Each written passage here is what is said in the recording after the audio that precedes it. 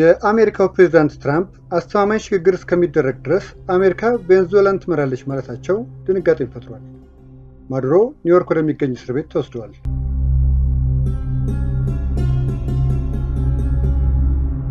አሜሪካ ትናንትና በቬኔዙዌላ ላይ በፈጸመችው ጥቃትና ፕሬዝዳንቱንም አግታ መውሰዷ ትልቅ መነጋገሪያ ሆኖ ማደሩ የሚታወስ ሲሆን ይህንንም ተከትሎ ትራምፕ በሰጡት መግለጫ ከአሁን በኋላ ቬኔዙዌላን በጊዜያዊነት የምትመራው አሜሪካ ናት ማለታቸው ሌላ ግርታንና ድንጋጤን ፈጥሮ ውሏል።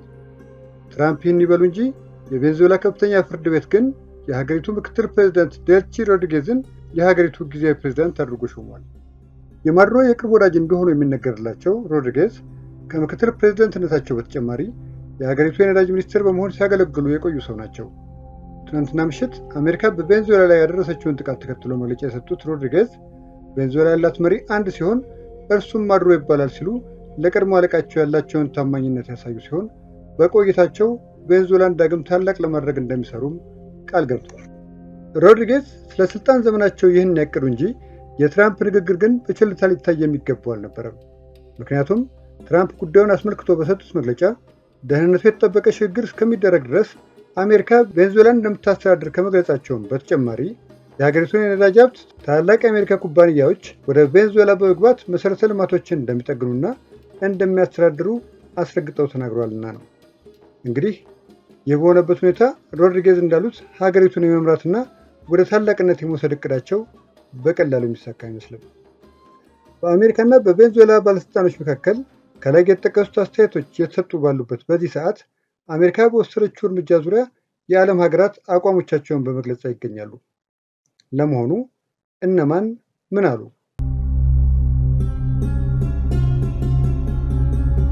የቬኔዙዌላው መሪ ማዱሮ በቁጥጥር ስር መዋላቸው በዓለም ሀገራት ዘንድ የተዘበራረቀ ስሜትን ፈጥሯል።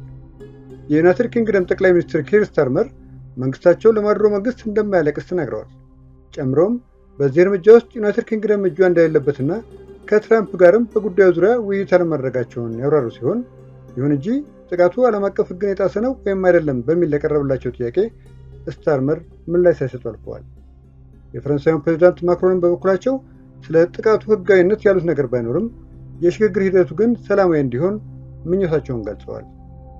አውሮፓውያኑ የአሜሪካንን እርምጃ ከመቃወም የተቆጠቡ ቢሆንም በአንጻሩ የቬኔዙዌላ ጎረቤት ሀገራት ቻይና እንደዚሁም ሩሲያ የአሜሪካንን ጥቃት አውግዘዋል።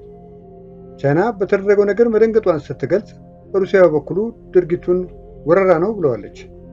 የብራዚሉ ፕሬዝዳንት ሉላ ዳ ሲልቫ፣ የኮሎምቢያው መሪ ጉስታቮ ፔትሮ፣ የኩባ ፕሬዝዳንት ሚጌል ዲያዝ ካኔ እንደዚሁም የቺሊ ፕሬዝዳንት አሜሪካ በቬኔዙዌላ ላይ የወሰደችውን እርምጃ የሀገር ሉዓላዊነትን የጣሰ እና የሚወገዝ መሆኑን በየፊናቸው ገልጸዋል።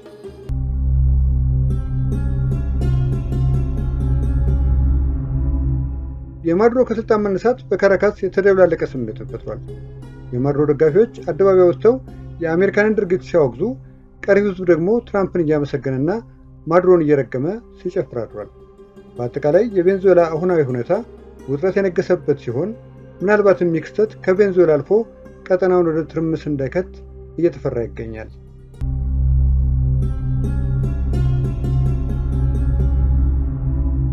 ቬኔዙዌላ ላይ የደረሰው ጥቃት የዓለምን የፖለቲካ ሂደት የተለየ ቅርጽ እንደሚያስይዝ እየተነገረ ይገኛል።